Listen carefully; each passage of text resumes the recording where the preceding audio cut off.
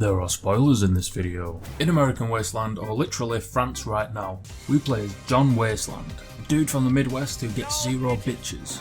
Hopping off the bus into Bollywood, we get attacked by Bert and Ernie. Here we meet Mindy, who tells us that we have to sort our clothes and hair out, and I instantly regret my decision. We want to get our stuff back from Sesame Street, but before we can engage them in hand-to-hand combat, we need to learn some basic skate moves. We meet two local skaters, Ian and Dwayne, who introduce us to the basic game mechanics. After committing a felony by crushing a man's skull with a skateboard, we see Mindy drawing and one sketch catches our eye.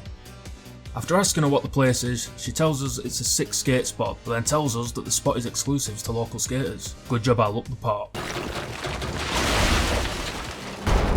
The skate park is in Beverly Hills, and the passage to Beverly Hills is blocked by a protest against poor treatment of sheep. Here, we find out why the game is called American Wasteland, because this is the first and definitely not the last time we destroy something and leave chaos in our wake. We end the protest by destroying a huge dinosaur head that is on top of a movie theatre which smashes into the protest. We arrive in Beverly Hills and get to the skate ranch. Mindy's skater friends Boone, Useless Dave and Murphy won't let us into the ranch unless we can keep up with their skating skills. But we have to learn their tricks and then show them to prove ourselves worthy of going to the ranch. You proved yourself to us, Hucker. Finally gaining their approval, we're let into the ranch and we meet the leader of the group, Iggy Van Zandt. He lets us crash at the ranch if we can obtain some wood for a vert ramp that he's building. Once the vert ramp's all set up, it spurs the group to do the ranch up and make it a full-on skate park. With the help of Murphy's contacts, the group embarks on obtaining skatable pieces from all over LA, the first being the dinosaur head that we destroyed earlier. But first, an outfit change. Arriving at the dinosaur head from earlier, we speak to a city worker about moving it to the ranch. And of course, nothing in life is free and he wants $200 for the privilege. Time to make some money doing stuff for homeless people. And after helping the tagger completing his tags in Hollywood, I get to create my own custom graphic.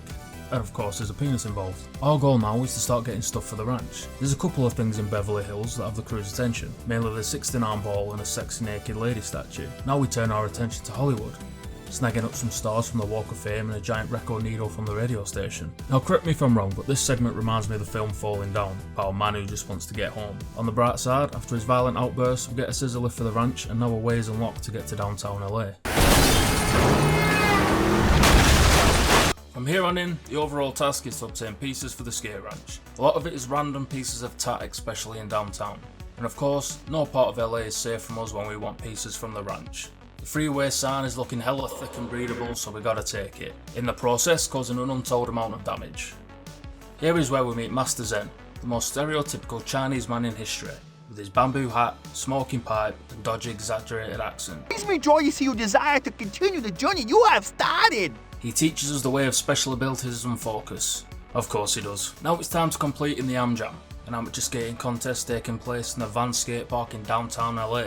Luckily, I have the $50 required to enter and it's go time. After beating 4 other people, I am the winner. Whilst making a short speech, we tell Tony Hawk that the last trick that we performed was taught to us by Iggy Van Zandt, who, unbeknownst to us, is living in total secrecy, as his crime rate is somewhat extensive according to Mindy, causing him to be arrested by the police. Mindy then suggests that we talk to the Z-Boys. I hate you! Oh, what the? Turns out the way to Santa Monica is blocked by the police. Where's Bazooka Man when you need him? After speaking to the local skate club, it turns out that they have some ideas. But first we have to prove ourselves to them. We get initiated into their pants-only club and destroy a hotel.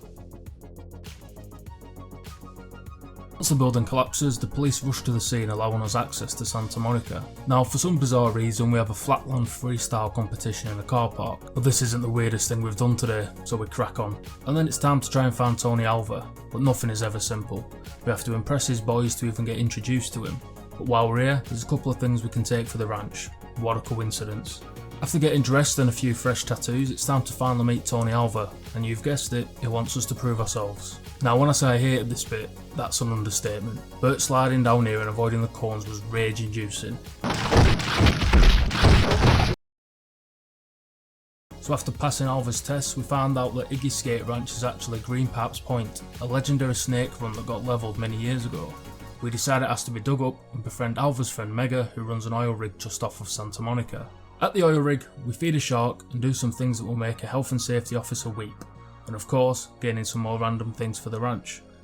While Mega is digging up Green Paps Point, Mindy tells us that Boone was in the local street gang known as the Black Widows, He recently left the gang and was beaten and left without any pants, and is now missing somewhere in the East LA sewage system.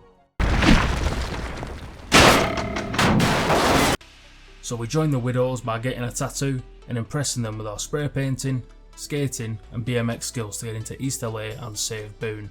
After some more collecting in East LA, we get a phone call from Iggy himself. He explains to us that Bale will be with him shortly.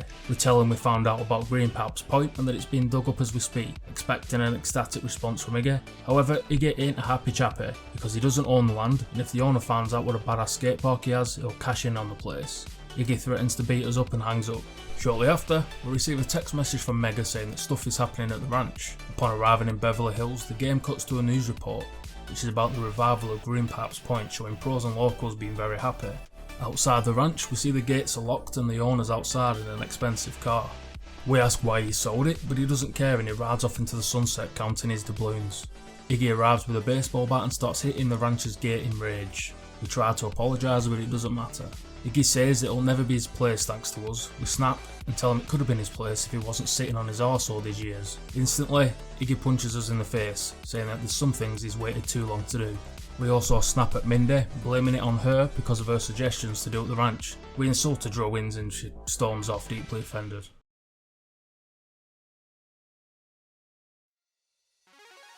With Murphy, Dave and Boone in tow, we decide to start a project to save the ranch by making a skate video featuring famous pros, with all the proceeds going to Green Pap's Point. We then round up many pros, impressing them with our skills to convince them to feature in the video.